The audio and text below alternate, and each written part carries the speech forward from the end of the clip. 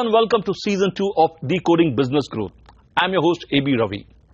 This series seems to have resonated well with our viewers in Season 1, where we had featured 14 success stories. It has also resonated well with promoters and CEOs who were featured on the show. All of them, I must say with a touch of pride, went that extra mile to share their success mantras. This first-person account by promoters and analysis by investment bankers and PE players packed a lot of information to every episode that was telecast. Result? This series not only gave our viewers a ready-made success formula, but also helped them to decode the DNA of a successful entrepreneur. These real-life stories, the first-person account from successful businessmen, week after week is not possible at B schools. That's where we come in. So here we are in Season 2, along with our partner ICICI Securities, all set to bring in another season of interesting fare. Well, we are lined up an eclectic mix of stories. Stories that are promising. Stories that could inspire you to start your own business. Stories that could make a big difference to your existing line of business. As they say, you cannot control the wind, but you can definitely control the sail. And Decoding Business Growth series will show you how to control the sail. With that, let me turn my focus to this week's story. This company is part of the $17 billion Mahindra & Mahindra group led by the dashing Anand Mahindra. In very much keeping with the group philosophy, Mahindra Logistics, a fully integrated third-party logistics service provider, has emerged as India's largest player in the automotive logistics space in a short span of 8 years. That scorching pace is evident. Its turnover has crossed the 2,000 crore mark in FY16. But the company is not resting on its laurels. It has set its sights even higher. Take a look at Mahindra Logistics story and you will know how to smartly leverage a strong parentage and then build a strong edifice on your own steam. For a company that is into the business of managing, transporting and delivering goods, its growth rate has been phenomenal. In a span of 8 years, Mahindra Logistics turnover has crossed the 2,000 rupee crore mark, not without reason. The company, part of the $17 billion Mahindra Group, is a fully integrated third-party logistics service provider with specialization in supply chain management and people transport solutions. It offers solutions ranging from transportation, both domestic and international, to large format warehousing, in-plant logistics including kitting, sequencing and line feeding, to freight forwarding and various value-added services. With over 5,500 vehicles at its command and an army of 8,000 drivers, Mahindra Logistics logs 20,000 trips across the length and breadth of the country every day. This fleet driver strength combination made it possible for the company to attract the who's who of corporate India as its clientele. Among the top 200 clients are Accenture, TCS, IBM, Tata Power, Ericsson, Siemens, ANZ, Deutsche Bank and Vodafone, to name a few. Incidentally, it is the only large company that has a national presence in the people transport solution space.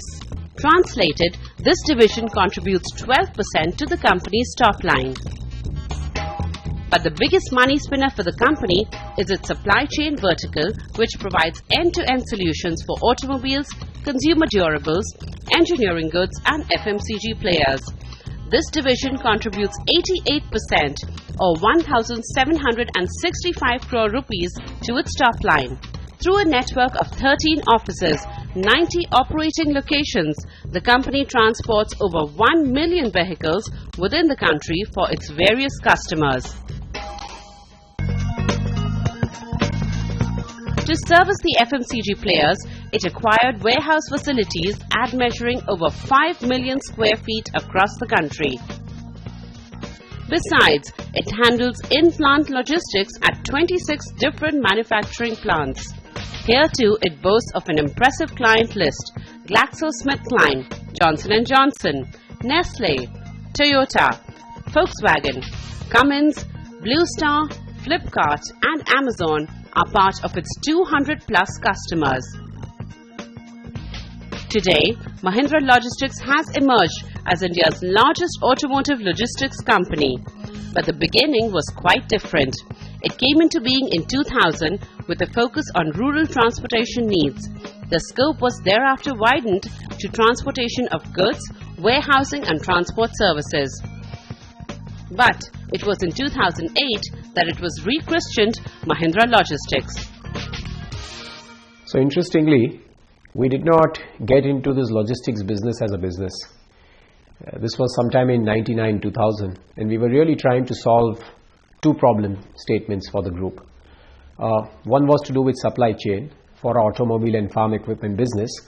One of the things that was the supply chain there was really unorganized, fragmented, traditional transportation as we called it, and we realized that we had to make it more process driven, more network driven.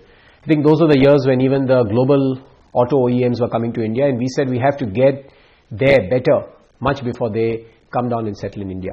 So that really was the first problem, and we set up a group which was called the Transport Solutions Group to go out there and become like consultants, internal consultants to our automobile and farm equipment sector. The second problem statement was really as a customer. As you know that Mahindra's largest market is the semi-urban and the rural customer, and we said what can we do for this customer to make their business model more efficient. In a sense, I can tell you it's almost like Uber version minus 1.0. We were trying to get into rural transportation. So that was the second problem statement. And so that combined and became what is known as Transport Solutions Group in those days. And of course, rest is history, because a few years later we realized, I think sometime in 2004 or 5, that this solutions group had become so good that we started having external auto OEMs coming and asking us for help. And Mahindra, being the sort of intrapreneurship driven model, this team got together and said, hey, we can actually spin off a separate division which works with third party customers and do something. What sets the company apart and keeps it ahead of the pack is its regular investment in the areas of innovation. That has become a part of the company's DNA. For instance, it has developed systems like Miles or Mahindra Integrated Logistics Execution System. This system offers huge spin-offs like vehicle traceability and route and freight optimization. From the customer's point of view, Miles has made their billing cycle shorter as it offers real-time updates. We have also quickly understood that technology is very, very important in differentiating ourselves from competition. Today, a good logistics company is one that can synchronize the three modes of commerce, that is goods, information and funds. Now goods everybody can do, so moving goods from one point to the other is easy, and it's a given for a logistics service provider. But the information and the funds which completes the transaction cannot be done without technology, and that is where we have an edge. We make sure that we give the right information at the right time and complete the transaction by movement of funds. In addition to the significant investments made in information technology, the company recently invested in a 500,000 square feet warehousing facility. This new warehouse offers a mix of both multi-user and built-to-suite facilities in a single complex and adds to the over 4.5 million square feet already operational state-of-the-art facilities across the country. What makes it unique is that the company has developed an in-house application, Mahindra Warehouse Management System, that is configurable and can interface with its customers' ERP. It can support multiple users in a single warehouse as well as a single user in multiple warehouses. This is what sets Mahindra Logistics apart. Apart from embracing technology and developing warehouses, the management has proactively adopted an asset-light model. This allows the company to offer flexible and customized solutions. For this, the company works closely with its 1,000 business associates. These associates provide transportation solutions in the form of vehicles for its supply chain management division and the people transport solutions. The vehicles are typically in the form of trucks, cabs and buses. This gives Mahindra Logistics the liberty to choose between its multiple vendors, thereby enabling it to meet the customer's requirements in the most optimal way. We at Mahindra Logistics have adopted an asset-light model, and we are pretty happy with this model because it allows us to give variability to our customer. Having said that, once we reach a certain scale in logistics and a base is formed, we always look at asset right rather than asset light. And therefore, we have now gone ahead and purchased a few trucks in the organization through a joint venture, which is called 2x2 Logistics. We are also in the process of setting up 2 large format warehouses, 500,000 square feet each, one in north and south on a long lease basis. And therefore, our mantra has changed from asset light to asset right. Now, in keeping with the changing times, Mahindra Logistics has moved away from the asset-light model to the asset-right model approach. All these strategies are paying rich dividends for the company. Its turnover has jumped from 621 crore rupees in March 2009 to 2015 crore rupees in 2016, recording a CAGR of 16%. During this period, the net profit grew from 4 crore rupees to 37 crore rupees, registering a CAGR of 30%. And with a view to insulate its business, it has consciously reduced its dependence on the group company's businesses. This has come down drastically to 65% from 90% in the initial years. Well, the company is firing on all cylinders. On that positive note, it's time for a short break. When we come back, CNBC TV 18's A.B. Ravi talks to Mridul Mehta of ICICI Securities to decode Mahindra Logistics success mantras. Stay tuned.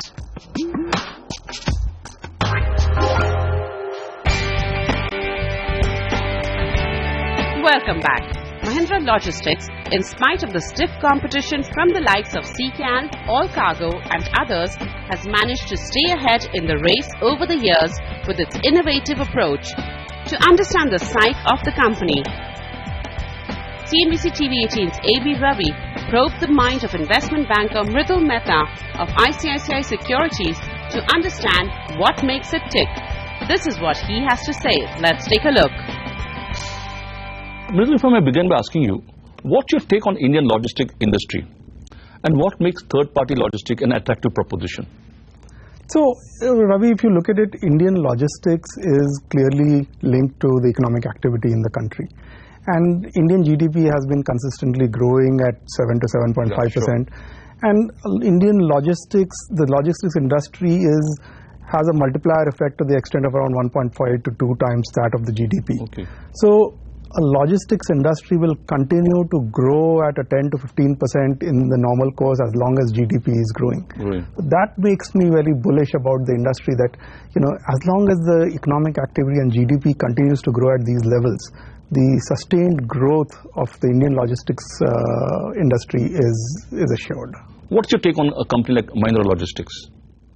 So, Mahindra Logistics, if you look at how it actually started, it really started being a logistics provider to the group. Yeah, correct. But what has happened over the years is that it has actually capitalized on that group expertise and experience and taken it to third-party clients. And today, the third-party clients are almost 40% of the entire portfolio. And what they have done is that they have created specific verticals where they specialize in. So an auto and engineering or an auto outbound, they have got into new areas like e-commerce where they are growing very fast, or the consumer and pharma business. Creation of these verticals has ensured a very focused business model, which has actually helped them grow extremely fast over the last. So I want to ask you, what would you think is their edge over the competitor? Is it the technology, or is it the investment, or is it the pedigree? So I think it's a combination of all this, Ravi. The pedigree is always important. Yeah.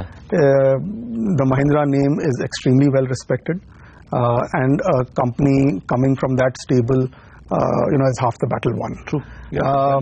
The second part is that they have a great management team, and they have built up the business from scratch.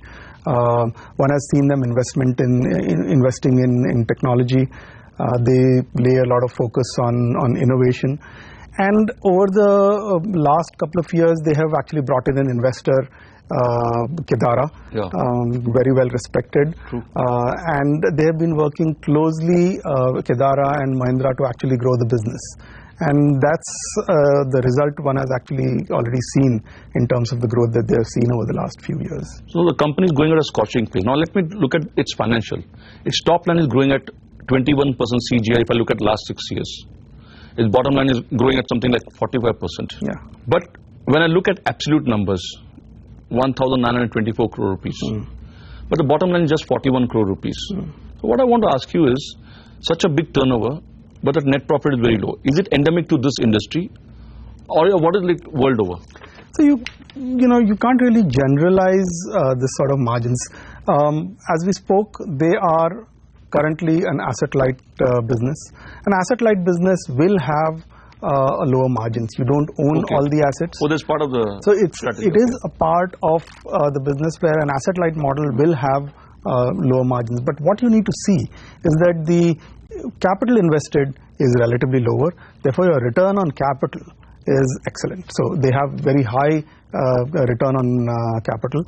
At some point in time in your growth of the company, you need to balance it out with the additional investment into certain businesses so that you can control the businesses or grow them faster. And that's where I see their strategy going, where the scorching pace of growth is continued through asset ownership in certain areas, getting into new lines of business. They are already there in 4 verticals which are growing well, but you'll also see them growing in certain new verticals or strengthening the business in some of those verticals themselves. Looking at the performance, financial performance, where do you think the company will be 5 years from now?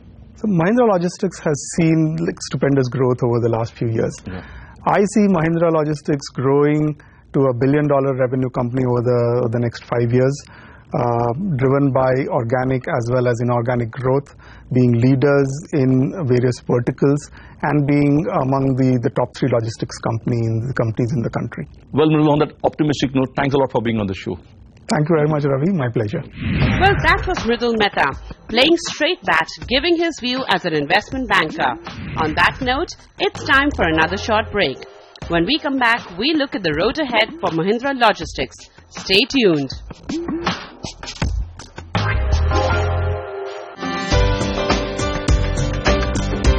Welcome back.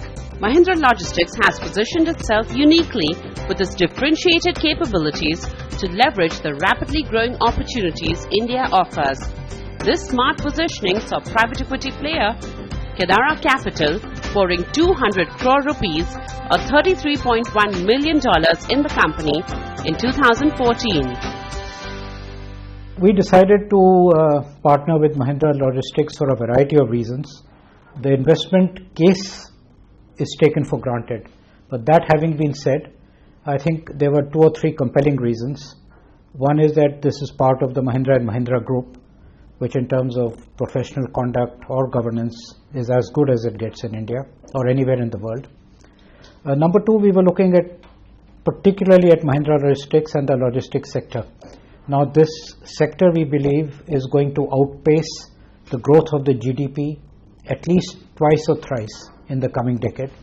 We were looking at a company which has got scale and which has got the building block to quickly gallop. And most importantly, we were looking at the mindset of the managers who will change and transform the company from being someone who was so far doing an outsourced activity to actually reinventing how logistics is played, and in the process adding competitive advantage to your customers. This investment was in line with the company's expansion plans. Mahindra Logistics is in the sweetest spot as a third-party logistics player. The company will immensely benefit with the NDA government's big-time investment in the roads and highways sector. Already, the government has awarded contracts worth 1.5 lakh crore rupees till date, and this number is expected to double to 3 lakh crore rupees by May 2017. These investments will further boost Mahindra Logistics' growth.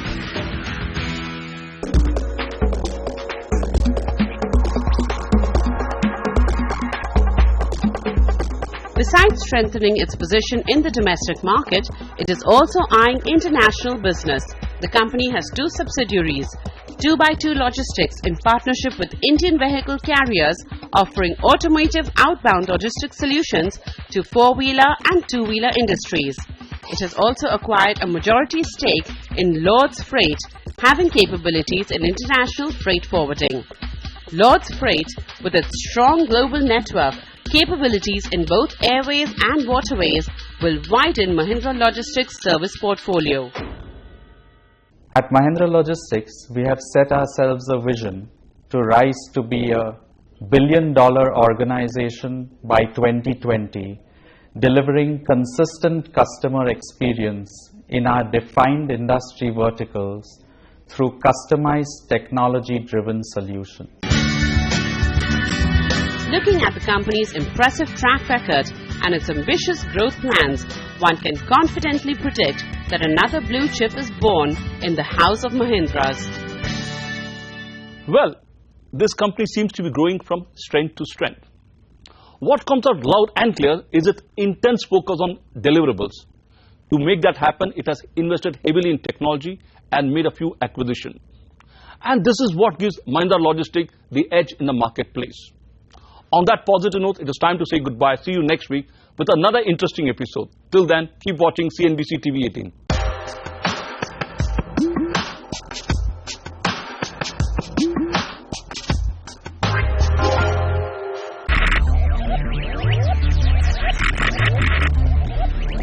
Focus, ideate, innovate, enable.